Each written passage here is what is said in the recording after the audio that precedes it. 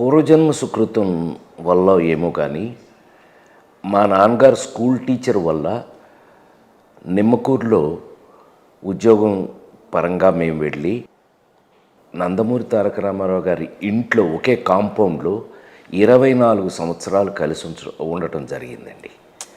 ఆ కాలంలో మా అమ్మగారు నన్ను గొడ్ల చావిట్లో కంది.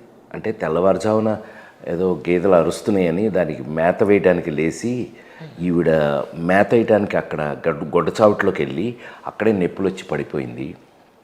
నందమూరి తారక రామారావు గారు అమ్మగారు వెంకటరామమ్మ గారు చేతిలో నేను తెల్లారుజామున 3:05కి పుట్టడం జరిగింది.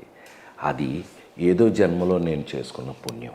ఈ విషయం మీ అందరికి తెలుసు, మరొకసారి గుర్తు చేసుకున్నాం. అవును సార్, ఎగ్జాక్ట్లీ. కానీ తర్వాత మళ్ళీ మీరు ఎప్పుడు కలిసారు సార్ ఆయన్ని? నమ్మాలి, చిన్నప్పుడు ఎప్పుడో మమ్మల్ని మద్రాసు షూటింగ్లకు తీసుకెళ్లారట.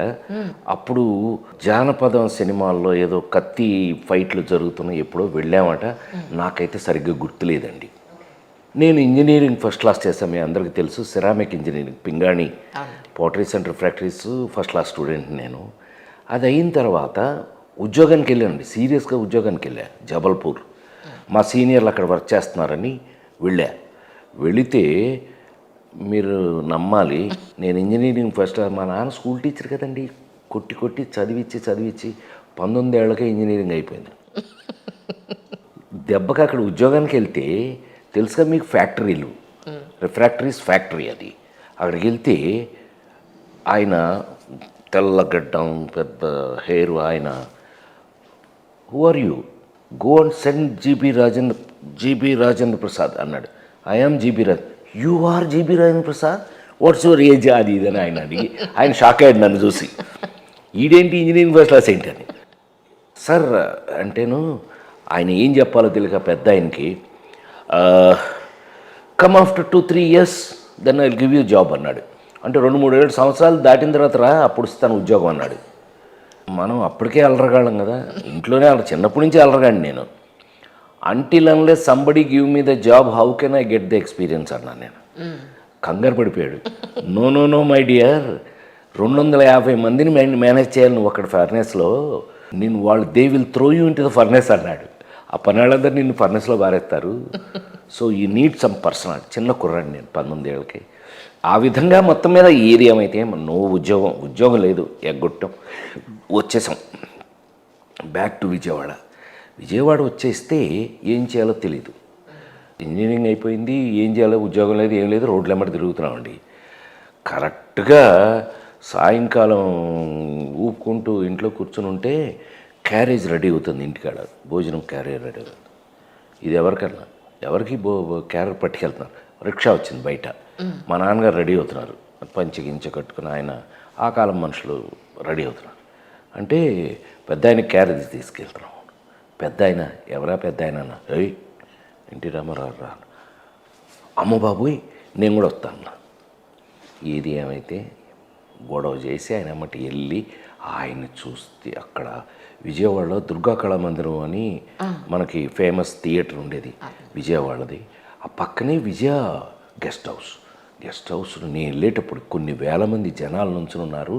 ఆయన బయటకు వచ్చారు, పంచాది జేబులు నమస్కారం పెట్టుకుంటూ. రామారావు బయటకు వస్తే ఓ ఈ మామూలు మనిషి కాదుగా. చెప్తా ఆయన గురించి నెక్స్ట్. ఆయన చూసి పిచ్చెత్తింది మనకి, ఇది భలే ఉంది, ఆ ఇంట్లో పుట్టాను నేను, అసలు మనం కూడా ఎందుకు ఇలా కాకూడదు, ఎక్కడో దొలిచింది. ఆ విధంగా ఇక ఆయనతో మాట్లాడటం, నేను సినిమాలోకి వస్తాననడం, ఆయన ఒక నవ్వు నవ్వి, నీ బొంద నువ్వు అటు పెద్ద కాదు ఇటు చిన్న కాదు, మధ్యలో ఉన్నావు, నువ్వు ఎందుకు పనికి వస్తావు, నువ్వు సినిమాని తీసుకెళ్ళి ఏం చేసుకోవాలి మేము, అది ఇది అని అంటే, మా నాన్నగారు సరే మీ ఇష్టం అండి అని అన్నారు. నా అదృష్టానికి త్రివిక్రమరావు, రామారావు తమ్ముడు త్రివిక్రమరావు, ఆయన ఉండి ఏముంది వాడి బంద 2-3 ఏళ్ళు ఉద్యోగం లేదంటున్నారు కదా ఎట్టాగు, మన డివిఎస్ రాజు గారు వాళ్ళు ఏదో ఇన్స్టిట్యూట్ స్టార్ట్ చేశారు, ఫిల్మ్ ఇన్స్టిట్యూట్, అందులో పారేయండి, ఒక 2 years అంట అది కోర్సు, 2 years అయిపోద్ది, ఆ తర్వాత చూసుకోవచ్చు ఏం చేయాలో మనం అప్పుడు ఆలోచిద్దాం వీడి పర్సనాలిటీని బట్టి అని. ఇదేదో బాగానే ఉందన్నారు రామారావు. ఆ విధంగా ఫిల్మ్ ఇన్స్టిట్యూట్ అండి.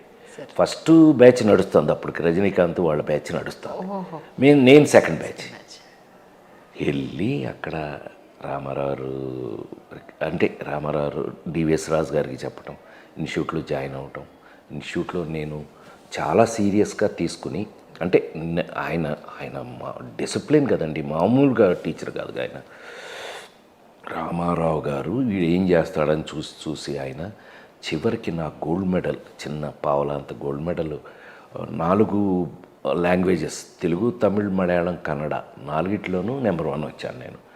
నన్ను అప్పుడు ఆయన నువ్వు ఇంత సీరియసా అని హగ్ చేసుకుని, రామారావు గారు ఫస్ట్ టైం నాకు పెద్ద హగ్ చేసుకుని, నువ్వు సినిమా ఇండస్ట్రీలో నిలబడాలి అని అంటే నీకంటూ నీకొక ప్రత్యేకమైన బాణీ ఉండాలి, ఒక ట్రెండ్ ఉండాలి, లేదంటే నిన్నెందుకు పిలుసు. ఇప్పుడు పౌరాణికం కావాలి, దేవుడి వేషం వేయాలని నన్ను పిలుస్తారు. ఒక జీవితంలో సమస్యలు ఏదైనా ఉంది అని అంటే బ్రదర్ నాగేశ్వరరావుని పిలుస్తారు. డిష్యూమ్ అని అంటే తమ్ముడు కృష్ణ అని పిలుస్తారు. ఒక అమ్మాయి కాకుండా ఇంకొక లవరు, లేకపోతే అమ్మాయిల మధ్యలో గొడవ అంటే తమ్ముడు శోభన్ బాబు అని పిలుస్తారు. నిన్నెందుకు పిలవాలి? This is the question asked by him. సరే, అది ప్రాక్టికల్గా నేను మెంటల్ వచ్చేసి నాకు ఏం చేయాలి. ఆయన నేర్పటం చూసారా ఎలా ఉంటుందో. ఆయన మామూలు మెచ్యూరిటీ కాదండి. ఉంది ఇలా అడిగేశారండి బాబోయ్, ఏం చేయాలో తెలియదు. రోడ్లెమ్మడి తిరిగేశాను. బీచ్ రోడ్లకి వెళ్ళిపోవటం, రోడ్లెమ్మడి తిరిగేయటం, ఏదో తినటం, పడుకోవటం, ఏం చేయాలో తెలియక. ఎప్పుడూ కూడా ప్రతి మనిషి జీవితంలోనూ దేవుడు మనకు ఒక రూట్ చూపిస్తూ ఉంటాడు. దాన్ని మనం అబ్జర్వ్ చేయగలిగి ఉండాలి. నాకు తెలిసి మేము తిని ఊరికే తిరుగుతున్న టైంలో అమెరికన్ కౌన్సిలేట్ ఉండేది మా రూములోనూ, మా ఇన్స్టిట్యూట్ పక్కన అమెరికన్ కౌన్సిలేట్ మద్రాసులో. కౌన్సిలేట్లో కింద అండర్ గ్రౌండ్లో థియేటర్ ఉండేది. ఆ థియేటర్లో అద్భుతమైన ఇంగ్లీష్ సినిమాలన్నీ చూపించేవాళ్ళు. మేము ఇలా కూర్చుని ఉండగా అందరం, రజనీకాంత్ గారు మేము అందరం అక్కడ తిరిగిన టిఫిన్లు తిన్న బ్యాచ్. అంటే ఎరా రాజేంద్ర నువ్వు రావట్లేదా అన్నారు. ఎక్కడికంటే రేపు నుంచి కౌన్సిలేట్లో Charlie Chaplin film festival. Okay. 3 నిమిషాల చాప్లిన్ ఫిల్మ్ దగ్గర నుంచి 80 నిమిషాల చాప్లిన్ ఫిల్మ్ దాకా వేస్తారు 1 వీక్. ఈ రోడ్లెమ్మడి తిరగటం కన్నా అది బెటర్ కదా అని చెప్పి అక్కడి నుంచి వారం రోజుల పాటు చాప్లిన్ ఫెస్టివల్ చూశానండి. భగవంతుడు నాకు రూట్ చూపించేశాడు. ఒక రొమాన్స్ హీరో అవగాలేంది, ఒక యాక్షన్ హీరో అవగాలేంది, కామెడీ ఎందుకు హీరో కాదు, ఎందుకు కాకూడదు. ఇక్కడెక్కడో భగవంతుడు బీజం వేసాడు. మనం ఏదో ఆ తర్వాత ప్రేమించు పెళ్ళాడులో చిన్న చిన్న వేషాలు వేసాం, డబ్బింగ్లు చెప్పాం.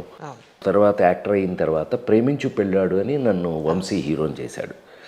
వంశీ చేసిన హీరో సక్సెస్గా అట్టర్ ఫ్లాప్. అతనికి పౌరుషం వచ్చింది, నాకేమో జీవితం మీద విరక్తి కలిగింది. ఇంకా అక్కడితో అయిపోయింది. నేను ఆల్మోస్ట్ ప్రొఫెషన్ అయిపోయింది అనుకున్న టైంలో వంశీకే మనం ఒక భానుప్రియని కవర్ చేయడానికి ఫస్ట్ హాఫ్ అంత బాగా సక్సెస్ అయింది ప్రేమించి పిల్లాడులో. మనం ఇంకా నెంబర్ ఆఫ్ అమ్మాయిల్ని కనుక కవర్ చేసే క్యారెక్టర్ అయితే ఎలా ఉంటుంది? మరి నెంబర్ ఆఫ్ అమ్మాయిలతో ఎవరికి పరిచయం ఉంటుంది? టైలర్, వాడే లేడీస్ టైలర్. లేడీస్ టైలర్ సినిమా కష్టపడి నిన్న ఎవరో పోస్ట్ పెట్టారు, 38 ఏళ్ళు అయిందట. 38 ఇయర్స్ బ్యాక్ ఒక క్లాసిక్ అని పెట్టారు లేడీస్ టైలర్. 38 సంవత్సరాల క్రితం చేసిన లేడీస్ టైలర్తో మళ్ళీ నేను ప్రొఫెషన్లో ఇప్పుడు వెనక్కి తిరిగి చూసుకోలేదు. మొత్తానికి మచ్చ మచ్చ అంటే ఎవడు పట్టాడు? జమజచ్చ, జభాష, రాజభాష. తర్వాత సినిమా అవకాశాలు వచ్చిన తర్వాత ఇంకా అక్కడి నుంచి వెనక్కి తిరిగి చూడలేదు నేను. అవును సార్, అవును. ఒక ట్రెండు, తెలుగులో ఒక కామెడీకి ఒక హీరో, ఒక ట్రాకు, సంవత్సరానికి 12 సినిమాలు రిలీజ్ అయ్యే అంత ట్రాక్ వచ్చేస్తుంది. అది భగవంతుడు ఇచ్చిన అవకాశం. నిజం. ఏప్రిల్ 1 విడుదలలో ఎంత అమాయకంగా ఉంటారో అంతే సిన్సియర్ లవరు, అంతే భయస్తుడు. ఆయా క్యారెక్టర్స్ నాకున్న పెద్ద అదృష్టం ఏంటంటే ఆనాడు రచయితలు, ఆనాడు ప్రొడ్యూసర్సు, ఆనాడు మన బడ్జెట్లో తీసేవాళ్ళం సినిమా బ్రహ్మాండంగా నచ్చేది అందరికీ. చిన్న బడ్జెట్ పెద్ద హిట్లు ఎక్కువ జరిగినాయి. అలాగా నిజం. సో ఆ క్యారెక్టర్స్ వల్లే. పైగా మీరు క్యారెక్టర్ అన్నారు కాబట్టి మీకు ఒక్క విషయం చెప్పాలి. సార్ నేను హీరోగా యాక్ట్ చేసిన క్యారెక్టర్స్ ఏది కూడా రెగ్యులర్ హీరో కాదు. హీరో 10 మందిని కొడతాడు, 100 మందిని కాపాడుతాడు, ఆ క్యారెక్టర్స్ కాదు. సమాజంలో మన చుట్టూ ఉన్న ఒక అప్పులప్పారో, ఒక ప్యాకెట్ పాపారో, ఒక లేడీ స్టైలరు, దివాకరం అవును, ఆ నలుగురు చూసుకున్నా కూడా వరకు కూడా అన్ని క్యారెక్టర్స్ కూడా మన చుట్టూ ఎక్కడో మన చుట్టూ తిరుగుతున్నటువంటి క్యారెక్టర్లు. సో అందుకని ఏమైనాయి అంటే ప్రతి వాళ్ళకి కనెక్ట్ అయింది. ఎవరి కాళ్ళే ఇప్పుడు మీ బొట్టి వాళ్ళు ఉన్నారనుకోండి, వాళ్ళ మామయ్యో బాబాయో ఎవడో ఒకడు ఉంటాడు అలాగా. లేదు ఆ క్యారెక్టర్స్ వాళ్ళు ఇదేంటో నా గురించి పోయి ఇలా కనెక్ట్ అయిపోయారు అందరూ.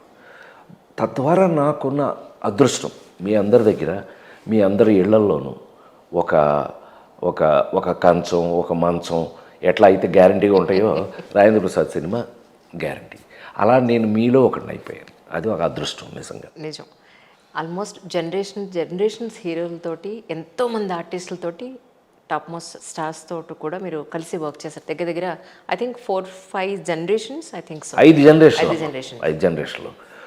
రామారావు, నాగేశ్వరరావు ఒక జనరేషన్, కృష్ణ గారు, శోభన్ బాబు గారు, కృష్ణరాజు గారు ఒక జనరేషన్, చిరంజీవి, నేను ఒక జనరేషన్, మహేష్ బాబు నుంచి అల్లు అర్జును, జూనియర్ ఎన్టీఆర్ వీళ్ళు ఒక జనరేషను. ఇప్పుడు కొత్తగా అంతా కొత్త కుర్రాళ్ళు. ఇందులో నాకు స్పెషల్ క్యారెక్టర్స్ రాస్తున్నారు. మీరు జులాయి దగ్గర నుంచి తీసుకోండి. Julayi, son of Satyamurthy, Nannaku Prematho, Srimanthudu, oh baby, F2, F3 ఇలాంటి సినిమాలన్నీ తీసుకుంటూ వెళ్ళారనుకోండి మీరు, నా క్యారెక్టర్స్ ఎంతో కొంత ప్రత్యేకంగా ఉంటాయి. అది ప్రేమగా రాయటం 100% అసలు చాలా విలక్షణమైన ఈ జనరేషన్ రచయిత డైరెక్టర్లందరికీ కూడా నేను ఎంతో రుణపడి ఉంటాను. ఎందుకంటే వాళ్ళు నా కోసం రాయటం, నన్ను మెచ్యూర్డ్ యాక్టర్గా యూజ్ చేయటం, వాళ్ళు వాడటం నాకు కూడా వాళ్ళకి అవసరం, నాకు అవసరం. ఎన్టీ రామారావు గారి గురించి ఎంతోమంది ఎన్నో రకాలుగా చెప్పారు ఇప్పటివరకు. మీ పాయింట్ ఆఫ్ వ్యూలో ఎన్టీ రామారావు గారు అంటే ఏం చెప్తారు సార్? ఎన్టీఆర్, నందమూరి తారక రామారావు గారు ఒక తెలుగువాడి జ్యోతి, ఒక తెలుగువాడి గురించి ప్రపంచానికి తెలియజేసినట్టు ఒక మహానుభావుడు. ఇదన్నీ మీకు తెలిసినవి. నాకు తెలిసింది చెప్పనా? ఎన్టీఆర్ మామూలు మనిషి కాదండి. ఇది బాగా వినండి మీరు. కృతయుగం, త్రేతాయుగం, ద్వాపరయుగం, కలియుగం, మీరు విన్నాయి ఇవన్నీ. ఈ యుగాలన్నీ వస్తున్నాం మనం దాటి, ఇప్పుడు కలియుగంలో ఉన్నాం మనం. త్రేతాయుగం గురించి మర్చిపోండి మీరు. త్రేతాయుగంలో ఇళ్ళకి డోర్లు కూడా ఉండేవి కాదు, అసలు దొంగతనం అనేది ఉండేది కాదు, ఏమీ లేని ఆ రోజులు. అవి మనం కేవలం కథలు విన్నాము, అలాంటిది మనం చూసే అవకాశం లేదు, వదిలేద్దాం. త్రేతాయుగం, శ్రీరామచంద్రుడు మనిషి అనేవాడు ఎలా ఉంటాడో మనకి చూపించిన ఒక దేవుడు రాముడు అవతారం ఎత్తొచ్చి రాముడుగా మనిషి ఇలా ఉండాలి, వాల్యూస్ ఇలా ఉండాలి అని చూపించిన అవతారం రామావతారం. ఆ తర్వాత ద్వాపరయుగం, మహాభారతం, శ్రీకృష్ణుడు. ఇంకా మహాభారతంలో మీకు అన్ని క్యారెక్టర్స్ తెలుసు, తెలియపోయినా మీ పిల్లలైతే కనుక మీరు తెలుసుకుంటారు. భారతంలో దేవుడే దిగొచ్చి కృష్ణుడుగా ఆయన ఏంటని చూపించారు.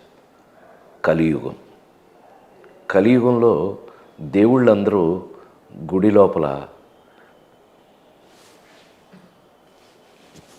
మరి దేవుడు ఎక్కడ? నా దృష్టిలో మనిషి యొక్క వాల్యూస్ని, దేవుడంటే ఎలా ఉంటాడో చూపించి ఆ దేవుడుగా ఉన్న వ్యక్తే ఎన్టీ రామారావు గారు అని నా ఉద్దేశం అండి. అద్భుతం. ఆయన ఈ యుగంలో మన కోసం ఆ పాత్రలన్నింటినీ చూపించి, ఆ పాత్రలు చూపించడమే కాకుండా అది అయిన తర్వాత మళ్ళా రాజకీయ జీవితంలోకి వచ్చి ఆయన పాపులారిటీ ఎంతది అని అంటే కనుక 9 నెలల్లో ఆయన అలా నడుచుకుంటూ వచ్చేసి ఇలా సీఎం అయిపోయాడు. That is the power of NTR. ఆయన పవర్ అలాంటిది, ఆయనలో ఉన్న దైవత్వం అలాంటిది. 9 నెలల్లో ఒక అధికారాన్ని చేతపట్టి కామన్ మ్యానే నా దేవుడు, బీదవాడు నా దేవుడు, ఈ సమాజమే దేవాలయం అని నమ్మించి మనందరి చేత నమ్మించి ఒక మామూలు వ్యక్తికి కూడా ఇల్లు అనేది ఉండాలి అని కట్టించి ఒక మామూలు వ్యక్తికి కూడా భోజనం అనేది తప్పకుండా ఉండాలి అని వీటినన్నిటినీ ఇవాళ సంక్షేమ పథకాలని మాట్లాడుకుంటున్న ఎవడైనా సరే వీటన్నిటినీ మొదలుపెట్టి అసలు ప్రేమతో వాటిని ఇంట్రడ్యూస్ చేసిన వ్యక్తి నందమూరి తారక రామారావు. కోర్స్ నేను రాజకీయాల్లో లేను కాబట్టి నేను ఇంతకుముందు ఇవన్నీ మాట్లాడలేదేమో నాకు తెలియదు, కానీ వీటన్నిటికీ ఆద్యులు శ్రీ నందమూరి తారక రామారావు గారు. ఆయన సినిమాలు చూసిన మనుషుల గురించి కాదండి, కామన్ మ్యాన్ మీద ఆయనకున్న ప్రేమ అలాంటిది. ఆయన మన కోసం, మనమంతా అదృష్టవంతులు. ఇవాళ ఏం చేసినా ఎవరు చేసినా, నేను రాజకీయం మాట్లాడదలుచుకోవాలి, కానీ ఎవరు చేసినా ఏం చేసినా ఆయన ఇన్స్పిరేషన్ లేకుండా మాత్రం ఉండదు. అవును సార్, 100%. అది ఎన్టీ రామారావు గారు అంటే నా దృష్టిలో. ఏమండి, నేను ఒక విషయం చెప్పేస్తే మీరు షాక్ అవ్వద్దు చివరికి. మనందరి జీవితాల్లోనూ, ప్రతి మనిషి జీవితంలోనూ తల్లి, తండ్రి, గురువు, దైవం నలుగురు ఉంటారు కదండి. నా జీవితంలో నన్ను కన్న నా తల్లిదండ్రుల్ని అక్కడ ఎదురుగా పెట్టి నమస్కారం పెట్టి, గురువు, దైవం రెండూ ఎన్టీ రామారావు. నాకు ఆ రెండు నాకు ఆయనే. నాకు జీవితంలో ఫిల్మ్ ఇన్స్టిట్యూట్ జాయిన్ అయిన దగ్గర నుంచి నాకు ఎన్ని నేర్పారు, ఎంత ఆయన ఎమ్మట తిరిగి నేర్చుకున్నాను నేను. ఆయన క్యారెక్టర్ ఏంటి, ఆయన డిసిప్లిన్ ఏంటి, ఒక మనిషిగా ఆయన కమిట్మెంట్ ఏంటి, మాటిస్తే గౌరవం ఏంటి, ఎదుటి మనిషితో మాట్లాడేటప్పుడు ఈ బ్యాలెన్స్ ఏంటి, ఎన్ని విషయాలు ఆయన్ని చూసి నేర్చుకున్నానండి. ఊరికే సరదాగా చెప్తా, ఆయనతో నా పొజిషన్ ఎక్కడో తెలుసండి. ఇప్పుడంటే 130 రకాల కార్లు వచ్చినాయండి, అప్పుడు ఒక అంబాసిడరే. హీరోగా ఆయనకి ఓన్లీ ఒక అంబాసిడర్ పంపించేవారు. నేను పొద్దునే నా టైం తెలుసు కదండి, ఆయన దగ్గర నేను కలుసుకోవాలంటే నా టైం తెల్లారుజామున 3:00 సో 3 o'clockకి ఆఫీస్ ఇలా కొట్టాను అంటే ఎస్ ప్రసాద్ కమిన్ అనేవారు. లోపలికి వెళ్ళి కాళ్ళ దాన్ని బట్టి నుంచునేవాడిని. కారు వచ్చేది, ఆయన రెడీ అయ్యి ఇచ్చేవారు లోపల నుంచి. ఇంట్లోనే మేకప్ అండి, తెలుసు కదండి, రామారావు ఇంట్లోకాడే మేకప్ చేసుకునేవారు. ఆయన డ్రెస్ చేసుకునే బయటకు వచ్చి ఆయన కోసం అంబాసిడర్లో ఆయన నేర్పించింది. హీరో ఫ్రంట్లో టవల్ వేస్తారు ఆయనకి, ఇటు డ్రైవర్ ఉంటాడు, అటు ఉంటుంది కదా కూర్చునేది, దాని మీద టవల్ వేసి ఉంటుంది ఆయన. నా ప్లేస్ ఎక్కడ మరి, వెనకాల మరి మేకప్ కాస్ట్యూము 5గురున్నా 6గురున్నా వెనకాలేనండి అంబాసిడర్లో. వెనకాల ఎక్కిసేవాళ్ళు, అందరికీ దాన్ని డోర్ వేసుకునేవాళ్ళు. నా పొజిషన్ నేను నుంచుని ఉండేవాడిని అక్కడ, చేయి కట్టుకుని నుంచుని ఉంటే ఆయన అలా ఎక్కబోయి అనేవారు. ఎక్కడ నా పొజిషన్, డ్రైవర్ పక్కన, డ్రైవర్కి ఆయనకి మధ్యలోనే. అమ్మ బాబోయ్, ఆ కాస్త ప్లేస్లో సరిపోయింది మీకు ప్లేసు. సరిపోవటం ఏంటమ్మా, నేను ఆ మాత్రం ఆయన అసలు అని నేను కూర్చున్నాక ఎక్కి కూర్చుని ఆయన దాన్ని డోరేసేవారు, నేను డ్రైవరు. సో నేను ఇలా ఉండదు, నా ఎంత జన్మధన్యం కదా నా జన్మ. అట్లా అండి చాలాసార్లు ఆయన ఎమ్మటి షూటింగ్కి వెళ్ళాను, ఆయన షూటింగ్ తీసుకెళ్ళేవారు. తీసుకెళ్తే ఆయన పక్కనే గాద్రేజ్ ఇనప కుర్చీ నేను తీసుకుని వేసుకుని కూర్చునేవాడిని. ఎన్ని విషయాలు, ఎన్ని డౌట్స్, ఒక నటుడుగా చేస్తున్నప్పుడు ఏమేమి డౌట్స్ మనకు వస్తాయి. ఆయన నన్ను మామూలు మనిషి కాదండి. మేమంతా ఏం నేర్చుకున్నాం, ఏం ఇన్స్టిట్యూట్లు ఉన్నాయి మాకు, ఏం నేర్పుతారు మీకు ఇన్స్టిట్యూట్లో అంటే అడిగేవారు. నేను ఎక్స్ప్లెయిన్ చేసిన విధానానికి ఆయన ఎంత గొప్పగా ఇంప్రెస్ అయ్యారు. ఒక చిన్న విషయం మాత్రం చెప్పేస్తాను. ఫస్ట్ మీరు ఫెయిల్యూర్ కృష్ణుడు అండి, తర్వాత మాయాబజార్లో సక్సెస్ఫుల్ కృష్ణుడు అండి, ఈ మార్పు ఎందుకు వచ్చింది అన్న ఒకరోజు అని అంటే, మరి వారు మన ఆహార్యం మార్చారు ఒకటి అన్న, నా బిహేవియర్ మార్చారు 2 అన్న. ఇలా చెప్పుకుంటూ వెళ్తే మీ ఆహారం మార్చింది మాధవపెద్ది గోఖలే, మాధవపెద్ది సత్యమని సింగర్ ఉండేవారు కదండి, ఆయన తమ్ముడు, ఆయన ఆర్ట్ డైరెక్టర్ మాధవపెద్ది గోఖలే. అంతకుముందు ఇట్లా ఉన్న కిరీటాన్ని గోపురం వేసి పైన నెమిలిపించాలు పెట్టి ఆ స్టెన్సిల్స్ చూపించారు నాకు ఆయన రామారావు. స్టెన్సిల్ పేపర్ చూపించారు, లోపల నుంచి అలా ఓపెన్ చేసి చూపించారు, దాని మీద వేసిన ఆ కిరీటం. మరి అదే ఇన్స్టిట్యూట్ కదండి అన్నా నేను.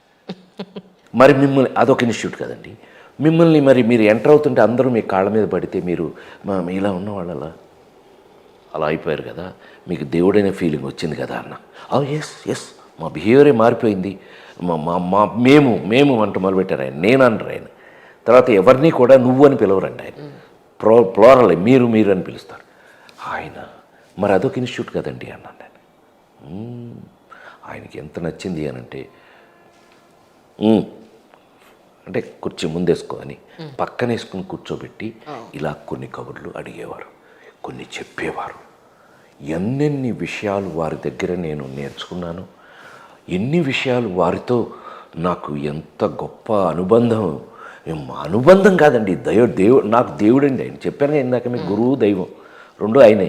సో ఆయన దగ్గర ఎన్ని నేర్చుకుని చివరికి ఆయన ఎంత సంతోషపడ్డారంటే, మాకు చాలా సంతోషంగా ఉంది సీఎం అయ్యాక. నా అదృష్టం అండి, సీఎం అయ్యాక మాకు చాలా సంతోషంగా ఉంది, మీ ట్రెండ్ మీరు తెచ్చుకున్నారు, మీరు ఒక కామెడీలో మీరు బాగా నవ్విస్తారంట కదా, బాపు గారు చెప్పారు నవ్వించండి అనేవారు ఆయన. అంటే ఆయనతో దగ్గరుండి ఎంత ఆయన దగ్గర నేను కూర్చుంటే భలే కబుర్లు చెప్పేవాడిని. ఆయనకి నాకు తెలిసి రామారావు గారికి నేను చెప్పిన కబుర్లు బహుశా ఎవడో చెప్పున్నాడని నాకు తెలిసి, అంటే పొగరేమో నాకు తెలియదు, నేను చెప్పిన కబుర్లు మాత్రం ఆయనతో ఎవరో చెప్పుండ్రు. అంత అదృష్టం నాది వారితోటి.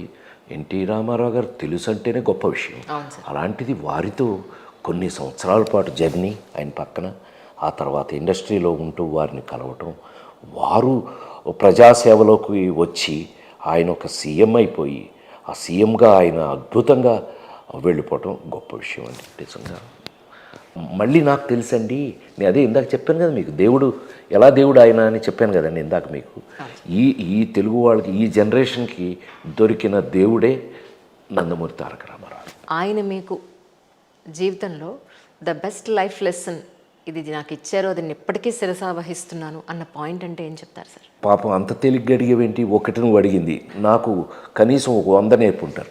కొన్ని చెప్తాను. అయ్యో, సింపుల్ లైఫ్ దగ్గర నుంచి జీవితం గురించి. ప్రసాద్ ఇల్లు కొన్నారా, రెడీ ఒకసారి గొప్పకున్నా. నేను అప్పుడు హీరో అయిపోయా, లేడీ స్టైలర్, అది హీరో అయ్యాను. ఏంటి ఇల్లు కొన్నారా, ఇల్లు కట్టారా, మమ్మల్ని పిలవలేదు అన్నట్టుగా ఆయన. అంటే అయ్యా ఇంకా లేదండి, నేను ఇంకా డబ్బింగ్లు అవే చెప్తున్నాను. అది ఎందుకో తెలుసా, ప్రతి మనిషికి ఒక గుడిసె అనేది చాలా ఇంపార్టెంట్. అంటే ఒక ఇల్లుని ఆయన గుడిసె అని ఆయన. ఎందుకంటే మనం తిన్నామో తినలేదో కాళ్ళు కడుపులో పెట్టుకుని మన ఇంట్లో మనం పడుకోవచ్చు. అలాంటి కమిట్మెంట్స్ అంటే ఆయన ఒకటి కాదు, రెండు కాదు. జీవిత గురించి మనం ఇది చెప్తే సరదాగా అన్నట్టుగా ఉంటుంది ఇప్పుడు, కానీ ఇలాంటి జీవిత సత్యాలు ఎన్నో నేర్పారు ఆయన నాకు. అయ్యో, ప్రతి చోట ఎలా ఉండాలి, ఎలా బిహేవ్ చేయాలి, ఏది లిమిట్గా ఎందుకు మాట్లాడాలి, పెద్దవాళ్ళతో గౌరవంగా ఎందుకు ఉండాలి, నువ్వేదైనా నేర్చుకోవాలి అన్నట్టు నువ్వు డామినేట్ చేయకు, విను అనేవారు ఆయన. వింటేనే కదా వాళ్ళు ఏం చెప్తున్నారో నీకు తెలిసేది. నువ్వే మాట్లాడుతూ ఉంటే వాళ్ళు ఏం మాట్లాడుతున్నారు నీకేం తెలుస్తుంది. ఇలా ఎన్నో నేను ఒకటేని కాదండి, నీ కొన్ని రోజుల పాటు ఇంటర్వ్యూ చెప్పగలను. అంటే మీరు ఎస్పెషల్లీ అవకాశం వచ్చిందా మీకు ఆయనతో పాటు యాక్ట్ చేసే అవకాశం ఎప్పుడన్నా? లేదు, మీరు సరదాగా తీసుకోండి, అందరూ నవ్వకండి లేకపోతే తిట్టకండి నన్ను. అయ్యో, లేడీస్ టైలర్ దగ్గర నుంచి మొన్న ఆ నలుగురు ఎన్ని సినిమాలు మీ ముందు చేశాను కదా నేను. నాకు ఆయనతో యాక్ట్ చేసే అవకాశం రాలా, అంటే అప్పటికి ఆయన పాలిటిక్స్కి వచ్చేసారు. నేను బాగా యాక్టర్ని నేను ఎస్టాబ్లిష్ అయ్యే టైంకి ఆయన రాజకీయాలకు వచ్చేసారు. సో నాకు కుదరలా. చివరికి నాకు భయం వేసేసింది. ఆల్మోస్ట్ ఒంటరిగా కూర్చుని ఏడ్చాను. ఈయనతో యాక్ట్ చేసే అవకాశం నాకు ఉండదా ఈ జన్మకి, ఏంటి నా ఎందుకు ఈ బతుకు, నేను ఎందుకు యాక్టర్ అయ్యాను, ఇలా ఫీల్ అయితే ఒక రోజున బాపు రమణ గారు, మీకు తెలుసు కదా, పెళ్లి పుస్తకం చేశా, మిస్టర్ పెళ్ళం చేశా, బోలని సినిమాలు చేశాను, రాంబంటు చేసి నేనే తయారు చేశాను రాంబంటు, ఇట్లా చాలా సినిమాలు చేస్తూ ఉండగా బాపు రమణ గారి ఆఫీస్లో కూర్చున్నాను, డిస్కషన్ జరుగుతాం. ఏంటండి డిస్కషన్ అన్న, పెద్ద ఆయన ఒక సినిమా ఇచ్చారు నాకు. మా పెద్ద ఆయన అన్న, అవును మీ పెద్ద ఆయన మాకు సినిమా ఇచ్చారు. ఏంటంటే శ్రీనాథ కవి సార్వభౌమ అని. ఒక అద్భుతమైన రచయిత, అతనికి ఎంత ఉంది అంత ఉంది. శ్రీనాథ కవి సార్మ గురించి మొత్తం మూలపూడి రమణ గారు, బాపు గారు ఇద్దరు చెప్పారు. ఇదేంటండి అన్న, ఇదేంటంటే షూటింగ్కి వెళ్తున్నాం. షూటింగ్ ఎప్పటి నుంచి అండి? షూటింగ్ ఎప్పటి నుంచి అంటే అక్కడి నుంచి 1 నెల 2 నెలల తర్వాత ఎప్పుడో మేము రెడీ అవుతున్నాము, స్క్రిప్ట్ రెడీ చేస్తున్నాం. టప్పని లేచి, తెలుసుగా పెళ్లి పుస్తకం అవన్నీ మీరు చూసారుగా, పెళ్లి పుస్తకాల్లో వాటిలో నేను బాపు గారు పెట్టను. నేను బాపు గారికి అత్యంత ఇష్టమైన యాక్టర్లో నేను ఒకడిని. రావుగోపాలరావు అన్న నేనన్నా బాగా ఇష్టం అని ఆయన చెప్పారు రండి, బాపు గారు చెప్పాడు. సో ఆయన దగ్గరికి వెళ్ళి టప్పని కాళ్ళు పట్టుకున్నా అన్నాడు. తెలుసు కదా మీకు ఆయన పెయింటింగ్స్ ఎప్పుడైనా చూసారా? అయ్యో, నా దగ్గర కూడా ఉంది సార్, 2 పెయింటింగ్స్ ఉన్నాయి, వరల్డ్ ఫేమస్. Yes sir. మా ఇంటికి వచ్చి బాపు గారు, ఏంటండి మీ ఇంట్లో సినిమా యాక్టర్ లాగా మీ ఇట్లా ఫోటోలు ఏదేంటి అని అన్నారు. నాకు అలవాట్లేదండి, సినిమాలో ఉన్న క్యారెక్టర్స్ ఇంట్లో పెట్టుకోవటం నాకు అలవాట్లేదు, మీరు ఎప్పుడైనా బొమ్మేసి ఇస్తే నాది నేను పెట్టుకుంటాను. అక్కడి నుంచి వారం రోజుల్లో పటం కట్టి పంపించారు నాకు బాపు గారు, మహానుభావుడు. అయితే ఆయన కాళ్ళు పట్టుకుంటే, హే ప్రసాద్ ఏంటి యాడ్ చేస్తున్నారు, ఏంటి ఓవరాక్షన్ చేస్తున్నారు అన్నాడు. కాదు సార్, నాకు చిన్న రిక్వెస్ట్. ఏంటి అని, ఏమండి పెద్ద ఆయన ఇప్పటికే ఆయన సీఎం 2 times ఆల్రెడీ, ఇంకా మళ్ళీ ఆయన సినిమాలు యాక్ట్ చేస్తారని నేను అనుకోవట్లేదు. నా అదృష్టం ఏంటో తెలియదు, మీరు దర్శకత్వం వహించి మీరు చేసి సినిమా చేస్తున్నారు. నాకు ఎట్టి పరిస్థితుల్లోనూ ఏదైనా ఒక సీన్ అన్నా సరే, చిన్న వేషం అయినా సరే, పెద్ద వేషం అయినా సరే, ఏదో ఒకటి నేను యాక్ట్ చేయాలనుకుంటున్నాను. ఓహో అదే వెంకటరావు అంటే మునపూడి వెంకటరమణ గారిని, ఏంటి మన ప్రసాద్ గారు ఏదో అడుగుతున్నాడు ఈయన అని అంటేను, సరే ఓ పని చేద్దాం, రేపు వెళ్తున్నాం కదా పెద్ద ఆయనకి చెప్దాం. నేనన్నా మీరు చెప్తారో ఏం చేస్తారో నాకు తెలిసి మా పెద్ద ఆయన నన్ను వద్దని అంటారని నేను అనుకోను, కానీ నాకు సరిపోయే క్యారెక్టర్ ఉండాలి కదా, మీరు ఏదైనా ప్రిపేర్ అవ్వడం మెంటల్గా అది ఇది అని వాళ్ళని విపరీతంగా ప్రెషర్ పెట్టేశాను. నేను అప్పటికే నేను హైలీ సక్సెస్ఫుల్ హీరో అని, ఏంటి బోల్డెన్ని సూపర్ హిట్స్ చేసేసిన హీరోని. అయితే నేను అడుగుతున్న దానికి వాళ్ళు ఏమనుకున్నారో ఏంటో నాకు తెలియదు. హైదరాబాద్ ఏదో షూటింగ్కి వెళ్ళాను నెక్స్ట్ వీక్ ఏదో షూటింగ్కి వస్తే పిలుపు వచ్చింది నాకు. ఇట్లా పెద్ద ఆయన ఒకసారి అక్కడంతా మనకు తెలిసిన వాళ్ళే కదా, మా నందమూరి ప్రసాద్ అని సెక్రటరీ ఉండేవాడు, వీళ్ళందరూ ఉండేవాళ్ళు, చుట్టూ ఎవరో ఒకళ్ళు ఉండేవాళ్ళు. వాళ్ళు ఫోన్ చేశారు, పెద్ద ఆయన అడుగుతున్నాడు, ఏంటి నువ్వు ఎక్కడున్నావు? హైదరాబాద్. నేను హైదరాబాద్ రేపు వస్తున్నాను, నువ్వు ఎప్పుడు వస్తున్నావో తెలియదు, వచ్చి కలువు అయింది. ఆయన అడుగుతున్నారు, పెద్ద ఆయన అడుగుతాం. ఆహా, మనం హైదరాబాద్ వస్తాం పొద్దున్నే 3ంటికి. ప్రసాద్ ఎలా ఉన్నారు, ఏంటి బాగుందా, అంతా బాగుందని కింద ఆయన జ్యోతి చిత్రలో సితార్లు ఆయన భలే చూసేవారు. అందులోంచి నా బొమ్మలు అయిన ఉంటే తీసి అక్కడ పెట్టి చూసి, అయ్యా నేను అవును బాపు గారు చెప్పారు మీకు ఏదో మన సినిమాలో యాక్ట్ చేయలేము. నిజమే, మనం కలిసి నటించలేదు, చేద్దాం, తప్పకుండా చేద్దాం. మరి వారు ఏదో అంటున్నారు, వారితో డిస్కస్ చేయండి మీరు. లక్కీగా బాపు గారు వాళ్ళు వచ్చారు, లోపలికి పిలిచి, ఏంటి మరి మనవాడు ఏదో నాతో యాక్ట్ చేస్తారని అంటున్నారు. వారిని నేను అంటేను, సరిహద్దు రాజు అది ఉందండి, అందులో ఏమవుతుందంటే గమ్మత్తుగా అంతర్నాటకం ఒకటి వస్తుందండి, అందులో అంతర్కథ వస్తుంది. ఆ రాజు రాసింది నల దమయంతి. నల దమయంతి సాంగ్ ఒకటి పెట్టారు, అది కూడా వస్తుంది. ఈ 2 మీరే వేయాలట. చాలా సంతోషం, మనకి లోపల ఆనందంతో ఉప్పొంగిపోతున్నాను నేను. ఒకటి అనుకుంటే 2 క్యారెక్టర్లు వచ్చి బాగుంది అనుకుని అంటే ఆయన నాతో జోక్ చూడండి, బయలుదేరదామా? రైట్, బయలుదేరతారా? చాలా సంతోషం, నమస్కారం. చూడు ప్రసాద్, మీరు పని చేయండి, దమయంతిని ఎవరో ఒకళ్ళు మీరే తెచ్చుకోండి. అయ్యో, ఇది బాగుంది ఇదేదో అనుకుని, అదృష్టవశాత్తు నేను 34 మంది హీరోయిన్లు ఇంట్రడ్యూస్ చేశాను తెలుసుగా. అందులో మిస్టర్ పెళ్ళాం సినిమాలో ఆమెని ఇంట్రడ్యూస్ చేస్తే లక్కీగా అమ్మాయి కొంచెం టచ్లో ఉన్నారు.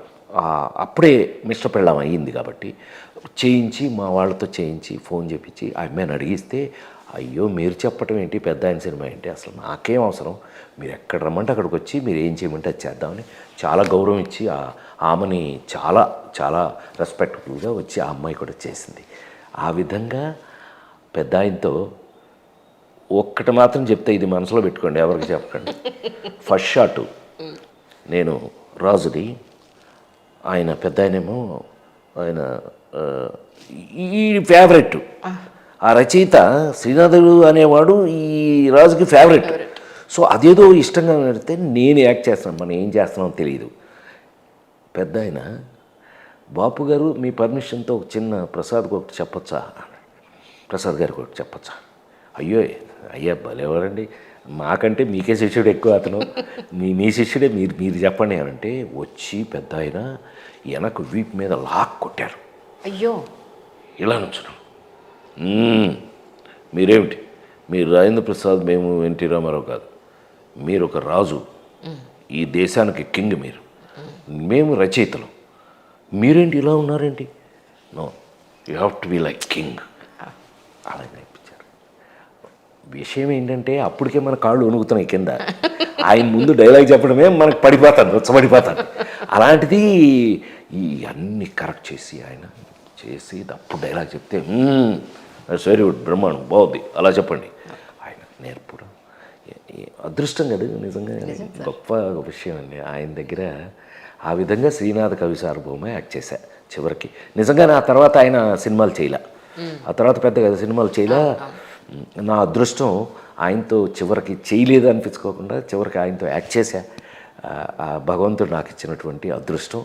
వారు నాకు దయదలిచి నన్ను ఒప్పుకోవడం నిజంగా అది గొప్ప, వారి గొప్ప విషయం. కానీ ఆ సినిమా ఒక్కటే సినిమా సార్, తర్వాత మేజర్ చంద్రకాంత్ ఒకటే చేశారు అంతే. దానికి ఆల్మోస్ట్ ముందే.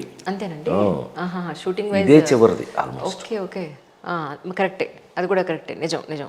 మేమంతా ఆయనతో ఉన్నవాళ్ళం కదా. అవును సార్, అవును సార్. కానీ మీరు సక్సెస్ని చూశారు, రామారావు గారు మీ సక్సెస్ని, మీ ఉన్నతిని చూశారు.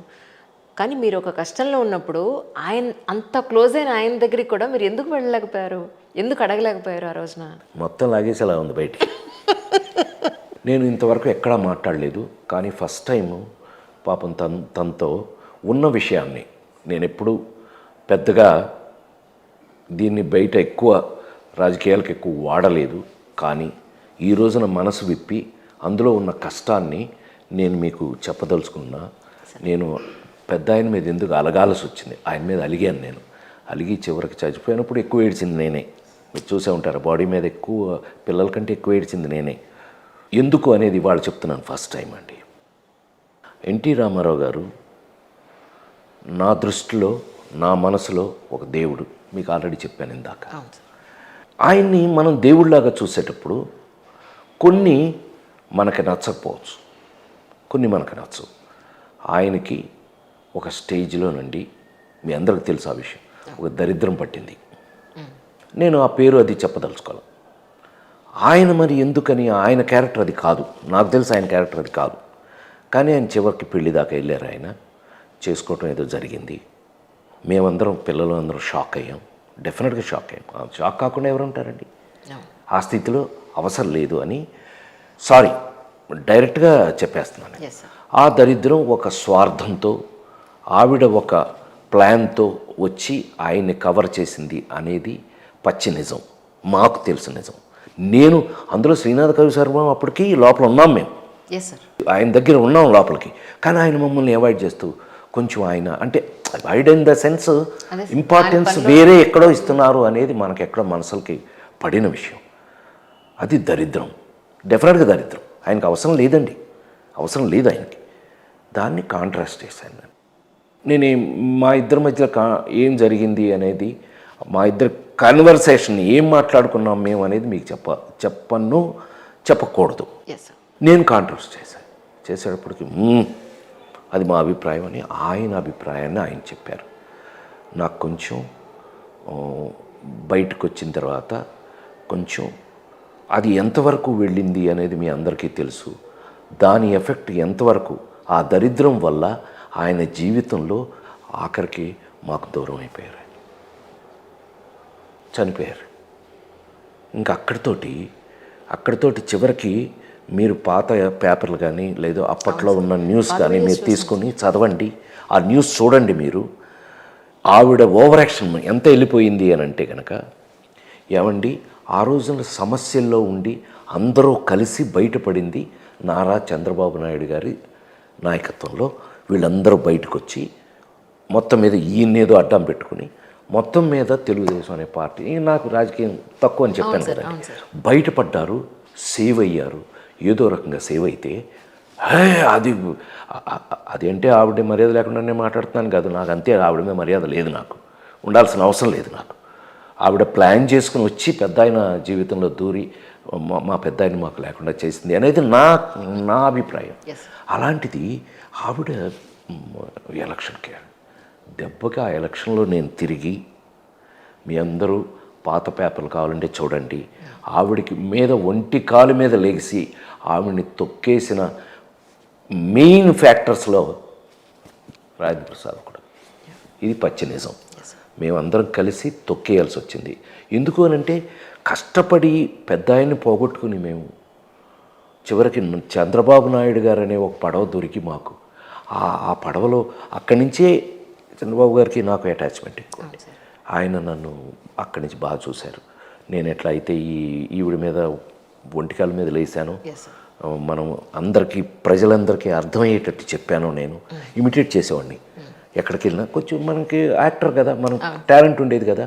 సో సీన్లు యాక్ట్ చేసి రకరకాలుగా ప్రజలందరికీ చెప్పి ఏదో నాకు చేతనైనంత. నేను రాజకీయంలో అప్పుడు బహుశా ఎక్కువ తిరిగాను. నేను రాజకీయంలో కొంచెం తిరిగాను, కొంచెం ఆరోగ్యం పాడయ్యేంత తిరిగాము. ఆ తర్వాత ఇక చంద్రబాబు గారు సీఎం అయిపోయారు. ఇక అక్కడి నుంచి ట్రెండ్ మారిపోయింది. Take over. ఒక్కటే చెప్తాను, ఆ రోజు చెప్పిన వాటిలో హైలైట్ ఏంటంటే ఆవిడ తరఫున చాలామంది వెన్నుపోటు అనేవారు చంద్రబాబు నాయుడు గారిని. అది వెన్నుపోటు కాదు, తిరుగుబాటు అన్న ఏకైక వ్యక్తి రాజేంద్ర ప్రసాద్. రాజకీయం గురించి అది నా ఎక్స్పీరియన్స్ అండి. తద్వారా పెద్ద ఆయనతో ఏంటంటేనండి, చెప్పాను కదా కాంట్రవర్సీ, మా ఇద్దరికి డిస్కషన్ అయ్యి, నేను అట్లా కాదు అండి, ఇప్పుడు మీరు తప్పు చేయడానికి అవకాశం లేదు అని ఫైట్ చేశాను నేను. ఎందుకు అన్నా, మిమ్మల్ని చూసి ఇన్స్పైర్ అయిన వాళ్ళు ఎంతమంది ఉన్నారు, మీరు మాకు దేవుడు, మీరు చేయకూడదు అలా అని ఫైటింగ్ ఆయనతో చేయటం వల్ల అలిగి చివరికి ఆయన చూడటానికి నేను కొంతకాలం చూడటానికి వెళ్ళలేదు అని ఆయన బయట రాజశేఖర్ జీవిత వాళ్ళ దగ్గర కూడా ఆయన బాధపడిన మాట వస్తా. వాళ్ళు బయట చెప్పారు నాకు, ప్రసాద్ నేను పెద్ద ఆయన అడిగారు, ఏంటి మా ప్రసాద్ రావట్లేదు, ఏంటి ఏమైంది, వారు ఎక్కడ ఉన్నారు ఏంటి అని అడిగారట.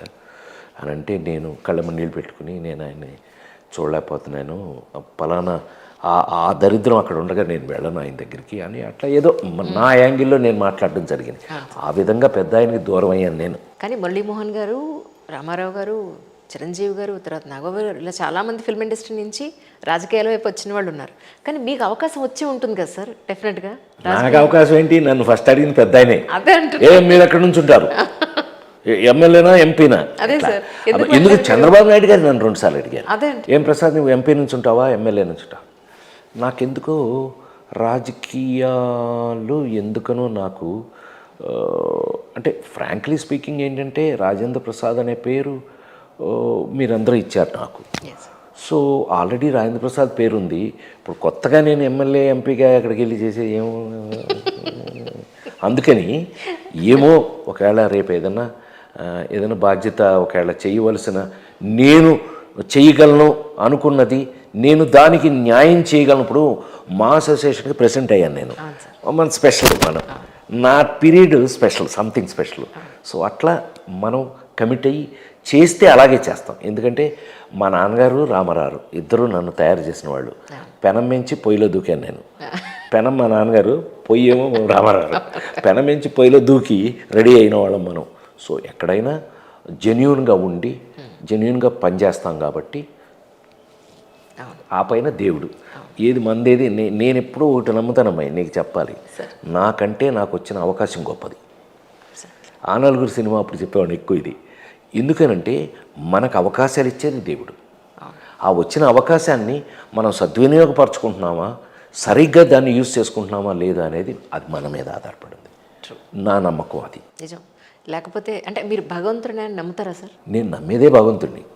ఇప్పుడు ఇవాళ ఇక్కడికి వచ్చానంటే కూడా స్వామి పంపితే వచ్చాను.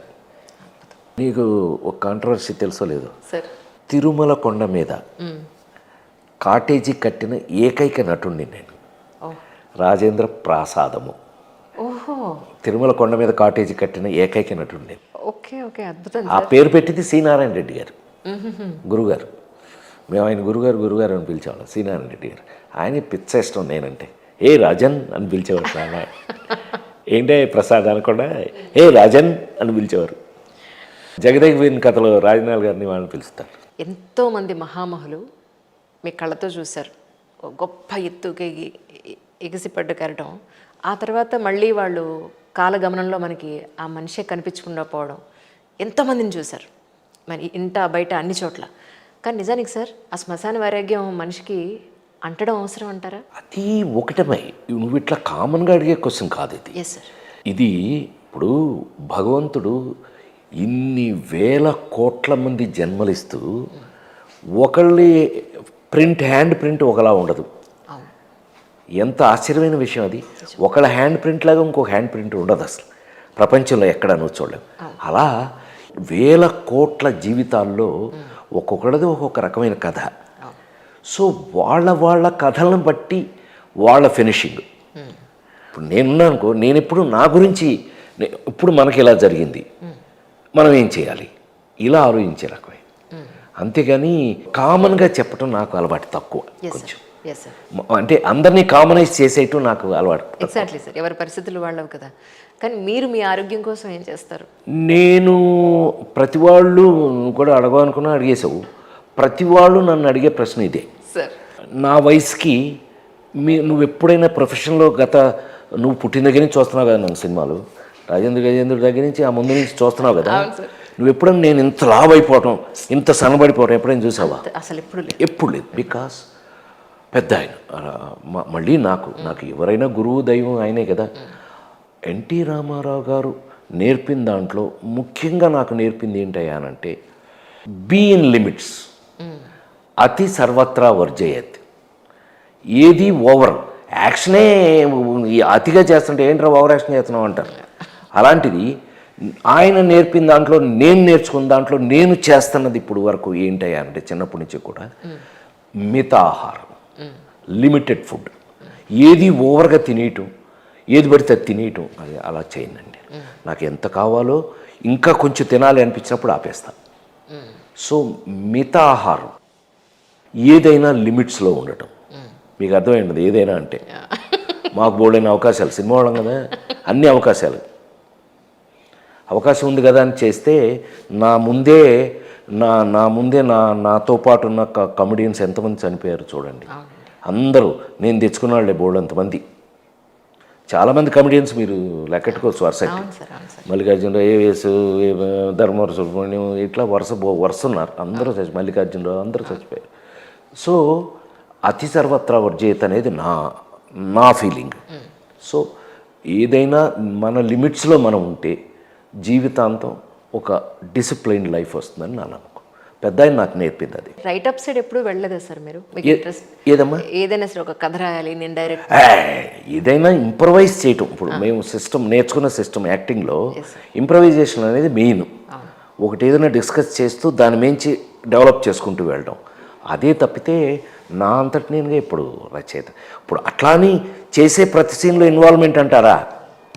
ఇప్పుడు ఒక సీన్, ఇప్పుడు లేడీస్ టైలరు ఒక సీన్ చేస్తున్నాము అని అంటే కనుక తనకెళ్ళి భరణి రైటరు కూర్చుని అతనితో డిస్కషను, ఫైటింగ్లు, జభాషలో రాజభాషలో మచ్చని జమచచ్చ సుజాత మై మర్జాత తుమారో చుట్టూ పిరిజాత అది నా తలరాత, హం పడా తుమారి తొడ, హం బచ్చా బట్టల సత్తులు వచ్చా. ఇవన్నీ మరి అప్పుడు ఇంప్రవైజ్ చేసి రాసినవి కదా. అప్పటి డైలాగ్ మీకు ఇంకా ఎప్పుడైనా చెప్పింది నేనేగా. అదొక అదృష్టం మనకి, ఎందుకంటే ఇన్వాల్వ్ అవుతాం కాబట్టి. ఇన్వాల్వ్ అయినవన్నీ గుర్తుంటాయి అమ్మాయి. మీ ఇంటర్వ్యూలే బాగా తక్కువ. బేసిక్గా ఎప్పుడు వైఫ్ గురించి చెప్పలేదు సార్ మీరు. మా ఆవిడకి ఇష్టం ఉండదు నేను ఎక్కువ మాడదా ఏంటి అంటే. మాది కొంచెం లవ్ మ్యారేజ్. శరత్ బాబు గారు రమాప్రభు గారి ఇంట్లో పిల్ల. రమాప్రభు గారు అక్క కూతురండి, వాళ్ళు పెంచారు. వాళ్ళ మదర్ ఫాదర్ చనిపోతే రమాప్రభు గారు శరత్ బాబు గారు పెంచారు. సో ఆ ఇంటికి మేమందరం ఏంటంటే ఒక నాటకాలకి ఫిల్మ్ ఇన్స్టిట్యూట్లో లాస్ట్లో మేమందరం కలుసుకోవటం, శరత్ బాబు గారు మేమందరం నాటకాలు వేయటం. వాళ్ళ ఇంట్లో నేను కొంచెం నెంబర్ ఆఫ్ టైమ్స్ నాకు ఎక్కువ భోజనం పెట్టింది ఆ పిల్లాయి. సో చూసిన వెంటనే లవ్ చేస్తాం, చేసిన వెంటనే 21వ రోజు పెళ్లి చేశారండి. పెద్ద పెద్ద ఇంత బాగా కథ ఏమీ లేదండి, పెద్ద స్టోరీ ఏమీ లేదు. లవ్ చేసాం, పెళ్లి చేసుకున్నాం అంతే. రమాప్రభ గారు మీద ఒక వీడియో పంపించారు సార్, అమ్మాయి ఇగో మా వాడు నేను కలిసి భోజనం చేస్తున్నాం అని చెప్పి మీరు వడ్డిస్తూ ఉన్నారు అందులో లుంగి కట్టుకొని. ఆవిడ బర్త్డేకి ఒకసారి ఆ మధ్య ఇప్పుడు 75 ఏళ్ళు అయినాయి, ఇప్పుడు ఆల్రెడీ 80 వచ్చినాయి ఆవిడకి. ఆవిడ సెటిల్ అయిపోయింది మదనపల్లిలో, వాళ్ళ ఊరు మదనపల్లి కదండి. మదనపల్లిలో ఊరు బయట ఒక మంచి ఇల్లు కట్టుకుని అక్కడ సెటిల్ అయిపోయింది ఆవిడ.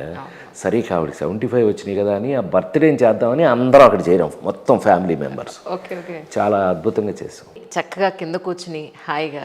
అసలు నా ఒరిజినల్ క్యారెక్టర్ అదే, మంచి నిమ్మకూరండి. మా ఊరు రండి మీరు చూపిస్తాను. మా గుడివాడ బెజవాడ పచ్చి కింద. ఇప్పటికి ఆదివారం అయితే మొత్తం మా ఆవిడ బిర్యానీ ఏదైనా స్పెషల్గా ఏదైనా చేసింది అని అంటే ఇంట్లో సెంటర్లో కింద పెట్టుకుని చుట్టూ కూర్చుని కింద కూర్చుని తింటాం. దాంట్లో ఉన్న ఆనందం మీకు బోలెడన్ని ఆరోగ్యాలు ఉన్నాయి అందులో.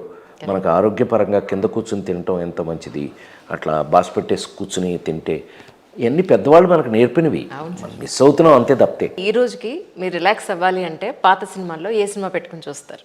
మీ అందరూ చూసేయే మాయాబజార్లు అన్ని ఇట్లాంటి సినిమాలే. జూలైలో ఏం కామెడీ సార్, అమ్మో బాబోయ్, సీరియస్ కామెడీ అసలు. త్రివిక్రమ్ ఎక్సలెంట్ కామెడీ అసలు.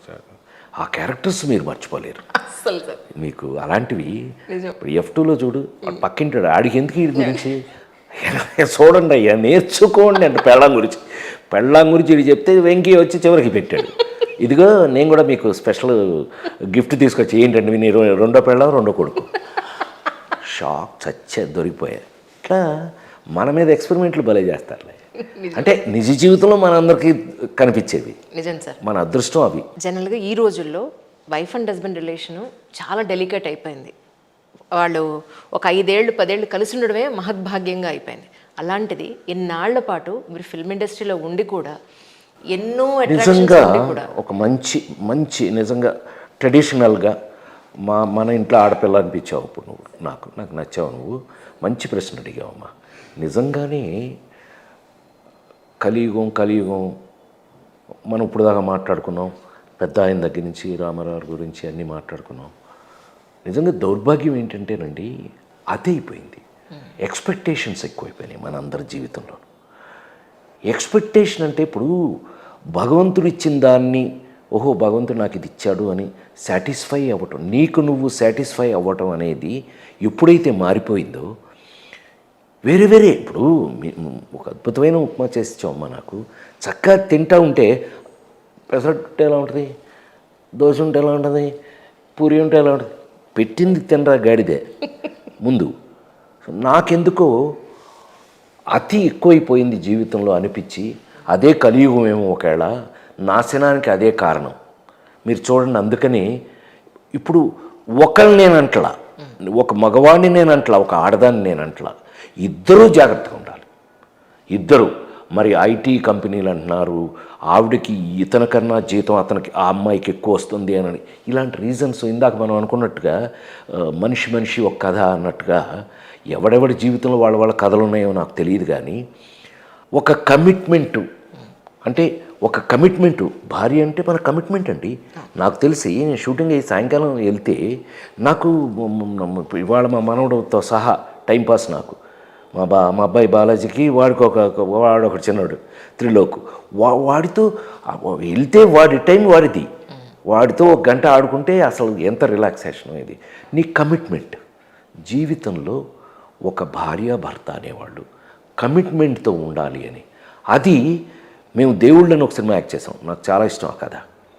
ఆ పిల్లలు దేవుళ్ళు నాకు ఎంత అందులో ఆంజనేయ స్వామి యాక్ట్ చేశాను. అందరి బంధువయ్య Bhadrachala Ramayya, super hit song. భద్రాచలంలో రోజు వేస్తారు ఆ పాట. అందులో ఆ పిల్లలు అడుగుతారు, మీ ఇద్దరు విడిపోవాలని పెళ్లి చేసుకో ముందు ఎందుకు ఆలోచించలా? అద్భుతమైన క్వశ్చన్. సో ఎవరైనా ఆ పిల్ల అడిగినట్టు భార్యాభర్తల కమిట్మెంట్ లేకుండా ఎందుకుంటున్నారు అని అంటే కనుక అది మీరు అటాచ్ అయ్యే ముందు, పెళ్లి చేసుకునే ముందు, కమిట్ అయ్యే ముందు ఆలోచించాల్సిన విషయం. ఎస్, మనకి ఈ అమ్మాయి వల్ల ఏదైనా డౌట్స్ ఉన్నాయా, నీకైనా డౌట్లు పడే కదా తర్వాత. అవును సార్. నీకు డౌటు నీ ఒంట్లో వేడి తగ్గిపోయిన తర్వాత నీకు డౌట్ వస్తే ఎట్లా? ఆ డౌట్ నీకు ముందే ఉండాలి. కరెక్ట్ ఏది ఏమైనా నాకు పెద్ద ఆయన దగ్గర నుంచి మాట్లాడుకుంటూ వస్తున్నాం మనం. సార్. నాకు పెద్దవాళ్ళ దగ్గర నేను నేర్చుకుంది కానీ, నాకు జీవితం నేర్పింది కానీ, మన కళ్ళ ముందు ఎంతోమందిని చూసాం. అందులో సినిమా ఇండస్ట్రీలో మరీ ఎక్కువ. ఎందుకనంటే బయట వాళ్ళు లేరని కాదండి, కాకపోతే ఏంటంటే మాదేమో పబ్లిసిటీ తెలిసిపోతూ ఉంటుంది, మీ సంగతి తెలియదు. అది ఏమనుకోకండి, అలాగే చెప్తున్నా. మా విషయాలేమో గబగబా మేము ఏదైనా చేసామంటే గబుక్కుని తెలిసిపోద్ది. ఇప్పుడు నేను నా మీదే 34 మంది హీరోయిన్ ఇంట్రడ్యూస్ చేశాను అమ్మాయి. నేను నాకు కావాలంటే ఎన్ని కథలు రాయగలుగుతావు, ఎన్ని కథలు వస్తాయి మనం అంటే. మరి నేర్చుకున్నది మనం డిసిప్లిన్ చేసింది అది. మరి ఎక్కడ పెడితే అక్కడ ఇష్టం వచ్చినట్టు నా మీద కథలు లేకపోవడానికి కారణం ఏంటి? మనం జాగ్రత్తగా ఉన్నామనే ఉద్దేశం. ఇది ఇలాగే ఇంకా నా ఒంట్లో ఊపిరి ఉన్నంత వరకు మీ అందరి ముందు ఇంకా నా అదృష్టం. ఇప్పుడున్న జనరేషన్, ఇప్పుడు వస్తున్న రచయితలు, దర్శకులు ఎక్కువ మంది డైరెక్టర్స్ అవుతున్నారు. డైరెక్టర్లు అవుతున్న వాళ్ళే రైటర్స్ అవుతున్నారు. వాళ్ళు నా కోసం క్యారెక్టర్స్ రాసి అద్భుతంగా ఇప్పుడు సినిమాలు చేయటం, నాకు ఇంత మంచి క్యారెక్టర్స్ ఇచ్చి మీలో మీ ఇంట్లో ఉన్న మనిషిగా నన్ను ఇంకా కొంతకాలం పాటు మీతో ఉండనివ్వడం నా అదృష్టంగా భావిస్తూ, థ్యాంక్స్ అమ్మాయి. ఒక గొప్ప అదృష్టం ఈ ఇంటర్వ్యూలో మీ అందరినీ చూసినందుకు. నేను చాలా గొప్పగా మళ్ళీ కలుద్దాం, మళ్ళీ కలుద్దాం. మీ రాజేంద్ర ప్రసాద్. కానీ ఎప్పుడు మీరు ఇలాగే నవ్వుతూ ఆయురారోగ్య ఐశ్వర్యాలతోటి నిండు నూరేళ్ళు చల్లగా ఉండాలని మీ అందరం మనస్ఫూర్తిగా కోరుకుంటున్నాను sir. Thank you very much. Thank you so much. Thank you. God bless.